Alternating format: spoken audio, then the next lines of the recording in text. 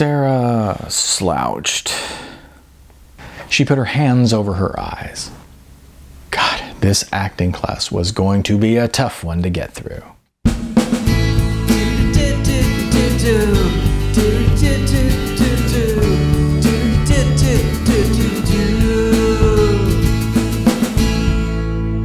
Hi, I'm Neil A. Yeager, and today I'm reading from my novel, Non-Hollywood. Please check this video's description for more links to more by me.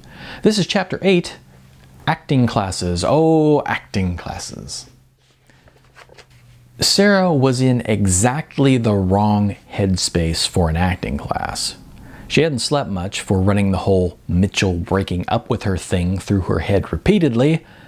Then, speak of the devil, Mitchell, the agent, the sexy Australian agent, had been right there.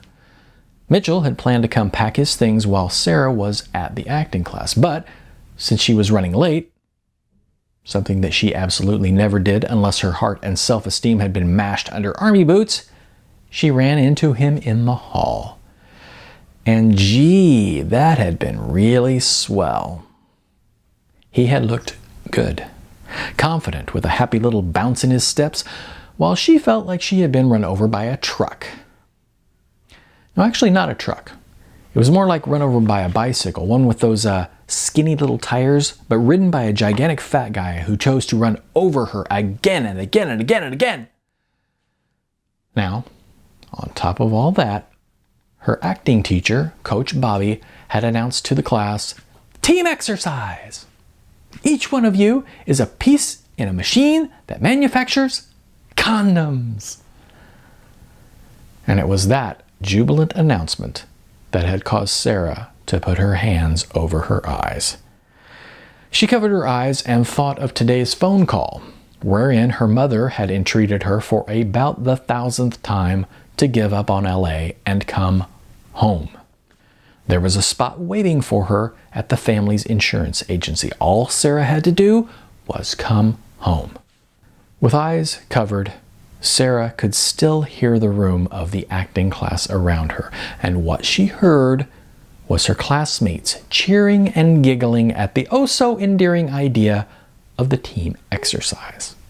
To be fair, she understood the reason for this type of exercise, even though it was the sort of thing that an outsider would take as being extremely ridiculous. There was a point to this sort of thing, especially now, in the age of CG, when it was entirely possible that an actor might have to do a scene, or maybe even an entire movie, in front of a green screen wrestling with an imaginary alien. But at the moment, she was just not in the mood. And at the moment, she couldn't help but wonder, how many times would she be up for a movie role as a component of a prophylactic making machine? Was that a Scorsese film that she had missed? Sarah pulled her hands from her eyes and saw her classmates shuffling toward the open space of the floor. Coach Bobby called to Sarah in a voice so chipper it could shatter ice cubes, "Come on, sweetheart, it'll be fun!" Sarah counted at least 5 U's in Bobby's pronouncement of fun, and this was definitely not a dose of something that Sarah needed right now. Right now, what she needed was to lie in bed with a pillow over her face while she listened to some depressing music by some singer who had had the good sense to commit suicide young. Oh, but wait. Mitchell was where her bed and her pillow and her suicidal music collection were. So scratch that. Still, what she didn't need was this uber optimism from Coach Bobby. Coach Bobby, who not only insisted on being called Coach, because he was an acting coach, not an acting teacher, but also insisted on spelling Bobby like a woman, even though he was a man. And although Sarah thought Coach Bobby was great, she loved coming to his class, right at this moment, his enthusiasm was something she was not in the mood for. As Sarah shuffled her way toward the group, one of the peppy souls came bouncing up to her and tapped her on the shoulder. "Hey, Sarah!" Sarah turned and saw that face from the Sunset Boulevard billboard. Tracy, the model, the one who had the role in the movie at the beach with the big movie star. And again, billboard on Sunset Boulevard. "Hey, Tracy." said Sarah. So, said Tracy, which part of the machine are you gonna be? I don't know, Sarah replied. Which parts are there? I've never actually seen a condom making machine before. Tracy beamed. Me neither! Isn't it great? Yeah, it's great, said Sarah. Oh, hey, how did your thing go the other day? It must have been great working with such a great star on a big budget movie. Coach Bobby happened to hear this question, and before Tracy could answer, he said, Oh my God, that's right! I completely forgot. Hey, everybody, before we do this exercise, Tracy has some really good news. Everyone turned their attention to Tracy, who began, Well, okay, I had this part in a movie, and you're not going to believe this, but the star was, at this point, Sarah coughed loudly in the hopes that she, and perhaps a few other people, wouldn't have to hear the big movie star's name. Tracy continued barreling forward.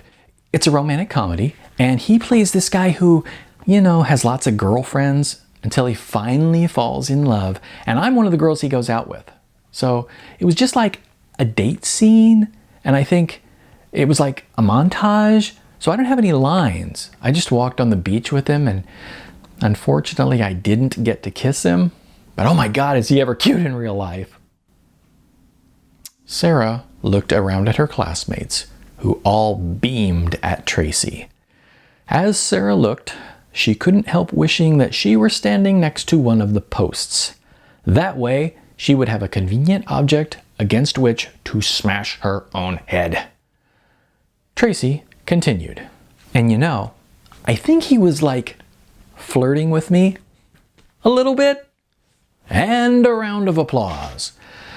So, Tracy was definitely the star of the evening, which meant that in the team exercise, she had the privilege of being an arm thingy that rolled the finished condom over a penis-shaped metal thingy to test its integrity before packaging. Sarah was a non-specific gear.